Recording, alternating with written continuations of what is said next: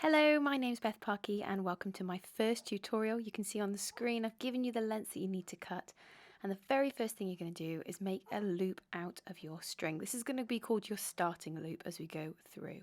Next you're going to pin this in place, holding it to, I've got a felt surface here, but you could do it to a cushion, something like that, and just pinning it in place, and then using the overlap point we're going to start attaching, looping on our long threads using a lark's head knot. So you can see I've folded the long length in half, placed it over the top, tucked the loop behind and under and threaded the tails through, and then tightening that knot all the way up. See, I'll go again. I'm going to just speed up the knot with each of these. I'm going to just show you on this video a quick version as well as a slow version. So as you can see, I'm then going to work my way through. I've got 24 lark's head knots that I'm going to attach for this specific project. Each of these threads, these strings, is 1 meter long, 100 centimeters. That's about 40 inches if you're working in imperial. And I'm just attaching those, going around the whole of my starting loop, attaching them. You can see at this point I've attached them all. I'm going to hold my knots in place and then you pull on the end of the starting loop to tighten up the gap.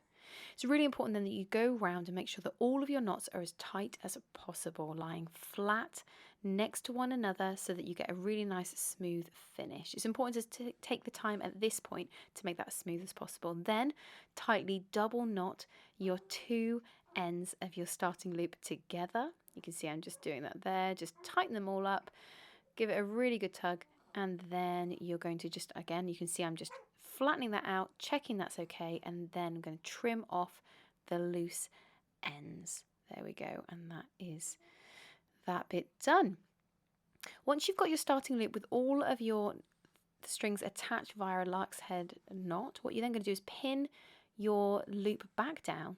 And you're going to use your strings in blocks of 4. So you can see I've separated out 4 there. And then we're going to do what's known as a square knot. Usually a square knot is done with just 4 strings. We're actually going to use these as 4 pairs of strings. Okay, so it's going to be like a double thickness one. So you can see what I'm doing. I've created a loop by bringing the strings on the left over to the right, over the middle 2, under the one on the right, and then taking the one on the right over the one that's come over, under the middle 2, and up through the loop towards the front, tightening that up. That's half a square knot done. I'm going to repeat it in reverse to complete the square knot. So I'm just smoothing out my middle fibers so that I've got a really nice flat finish, making sure that the knot is nice and wide.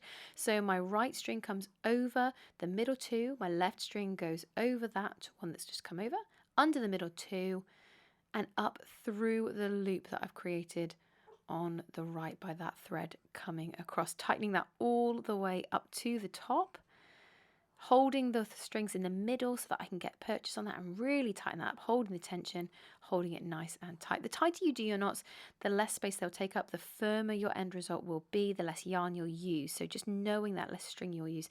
I'm doing it again, so I've done that from starting left to right going over, then I go right to left going over, tightening all the way up to make the second of the 3 square knots in that section. And doing the final one there, 3rd square knot complete, and then we're going to divide the 8 strings into 2 sets of 4. As I said before, you can usually do a square knot with just 4 strings. We were doing 4 pairs of strings before to give a nice chunky knot, and we're now using 4 single strings. I've gone left to right, under the one on the right, then brought the right one under the middle 2 and up through the loop on the left, and then reverse it so the right goes over towards the left, left comes under towards the right, up through the loop, and then tightening that all the way to the top. Exactly the same as the square knot we've just done with more strings.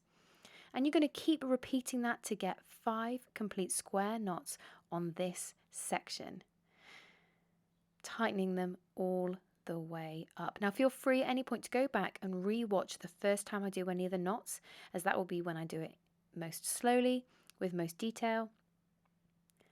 We're going to race through so that you can see the end result as soon as possible.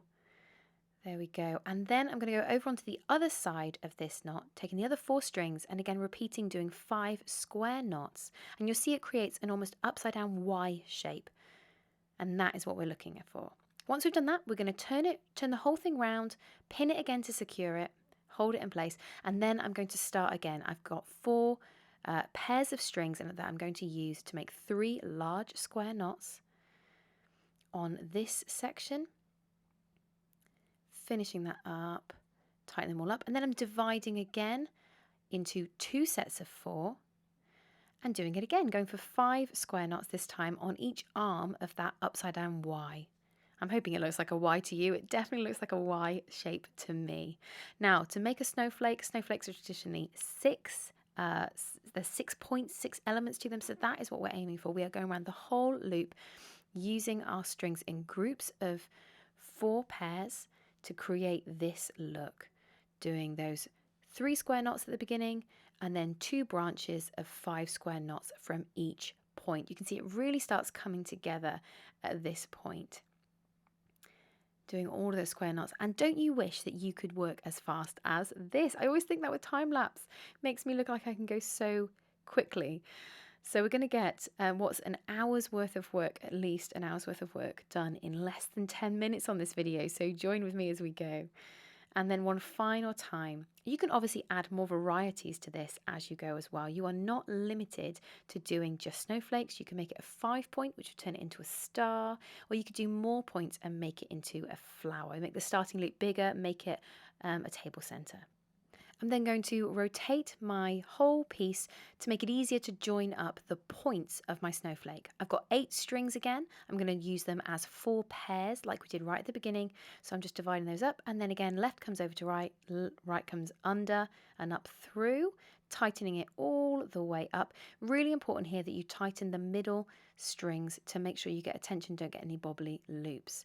I'm going to rotate the whole piece around again and do the same thing. So I'm joining the left arm of one Y to the right arm of the adjoining one until I go all the way around, doing 1 square knot on each piece. Now you could leave that there, but what I'm now going to do is going to do a wrap knot just to finish it off and make it look fancy. So I've got my shorter lengths that you cut at the beginning, and I'm going to lay one on top following the direction of the yarn, create a loop, and then I'm going to tightly wrap the longer end of that short piece around. It's really important that you keep that tension tight, so keep your thumb over where it rotates, where it loops round, and I'm going to go around. Now, the more times you loop, the longer the knot you'll get. I think I went around 7 times on this one because 7 felt like a really good number. So just tightening it and making sure that each loop round sits next to one another, not on top of one another, and then that way you'll end up with a really nice, smooth, neat finish. So I'm really taking my time just to make sure they sit flatly next to one another, and then when I get as many wraps as I want, you can do it by eye, see how many you want. I'm then going to thread that final short end back through the loop that I created at the beginning, then pull on the top end until the loop that you've made disappears behind the rest of the knot. Once it's there, that knot is secure, so you can trim both ends off. So go as close as you can to the knot, pull it up inside if you've got any loose ends, and you're just going to then just trim both ends, make sure that the knot is entirely enclosed behind the wrap that's gone around it. I'm going to repeat doing that knot all the way around, so that's a wrap knot. Go back and watch that as many times as you need to, but you're essentially wrapping those yarns to those strings together, doing that on all 6 points of the start, and again wishing I could work as fast as I can speed up my movies too. So here you go, there's the 4th one, and we just got 2 more to go, wrapping that all the way around. You could do a different color, you could put a gold string around at this point just to make it really fancy, give it an extra bit of fun. And then 1, 2, 3, 4, 5, 6. Look at it go.